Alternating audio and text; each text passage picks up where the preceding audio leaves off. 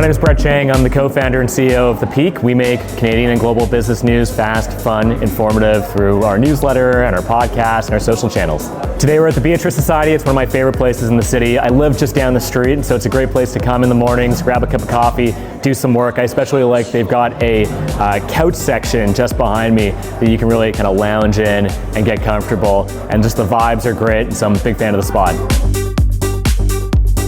So we started The Peak about 2 years ago, and it was because we looked around at our friends and family and colleagues. What we found was that they were reading primarily US business news, but it wasn't the Wall Street Journal they were reading, it was other types of newsletters, and we couldn't find anything similar in Canada, so we started our own.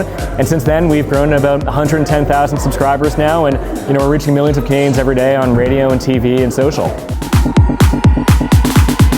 Well, I didn't really have a lot of options available to me. I graduated from the University of Toronto with a history and political science degree. It was not the most employable of degrees, and so I really had to look at what could I do with my existing skill set, or what could I learn and take advantage of to kick off my career. And slowly but surely, I went through a maze of different opportunities, and I found myself just doing entrepreneurship. It's because that's what felt most comfortable to me. Being an employee, you have the stability. I could wake up every single morning and I knew exactly what I had to do on any given day. It was all pretty clear to me. I would work with my team and my manager to come up with what are the priorities for us this quarter and throughout the year, and it was all kind of laid out neatly, and all I had to do was really execute.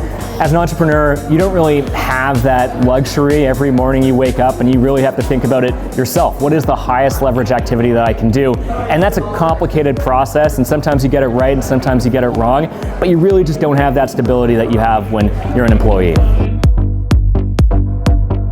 No, I like being my own boss. I find it a lot of fun. I like the flexibility, and I love what I do. I've got the best job right now, and so I don't really miss it, but I know that in the back of my mind, if things really go wrong, that's always an option available to me.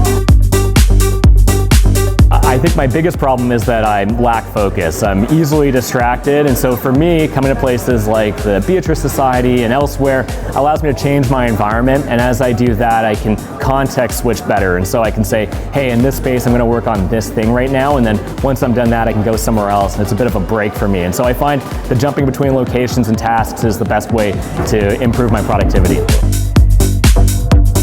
Absolutely. What we really try to do at The Peak is develop processes and operational excellence so that between the hours of 9 to 5, everyone is working really hard and knows exactly what they have to do. It can get as much as they can done. But between those hours, we really think it's important for people to have their own time, and that's really a core value of us, which is how do we make sure that in those hours that we're working hard and getting a lot done and being productive, but outside of those hours, that's your time. Probably my number one habit is just seeing friends and family. It forces you to get outside of the grind and to think about something other than work. Otherwise, if I'm alone, even when I'm not technically working, I'm still thinking a lot about the business. I think probably the best piece of advice is to let your career take you where it may. Don't rush being an entrepreneur. If you don't feel like you're ready yet, or you still think you have a lot to learn, go out there and learn those things. Take that job that's going to expose you to a new discipline or a new way of working, or something that you might be able to incorporate into a business in the future. There's no need to be an entrepreneur on day one. I think probably one of the biggest mistakes I made was becoming an entrepreneur too early when I just didn't know enough. I think what's most important to me on this road to entrepreneurship now is picking the right opportunity and being really selective about what that is. I think we were lucky with The Peak in that it was the perfect culmination of the skills that me and my two business partners had. And I've started businesses in the past that we just weren't ready or equipped to do, and it made it much, much tougher. And so in the future, I would pick things that I really think we can execute well on and be best in class at. Canadian business news by and large is pretty damn boring.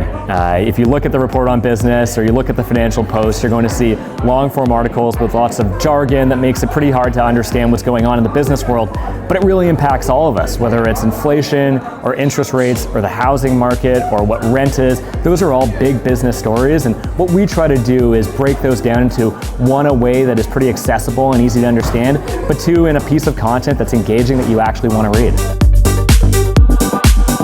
Coffee.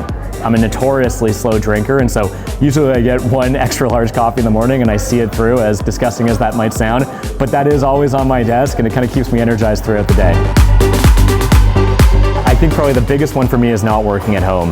Once we could actually get out of our homes post-COVID, it was a huge relief for me. I'm just way more productive in different settings, and so being able to get into a different environment, I was way more focused and able to get way more done. Our goal is to become one of the most recognizable media brands in Canada. We want to be right up there with the Globe and Mail and the Toronto Star and the National Post. And I really think there's a big opportunity, especially in Canadian media, as older outlets begin to struggle. I think there's a real opportunity for new outlets like The Peak and Notable to do really well, and I think that's what we're all playing for. I'm Brett Chang. Thank you so much for watching. If you want to read The Peak or check out what we're all about, you can learn more at readthepeak.com.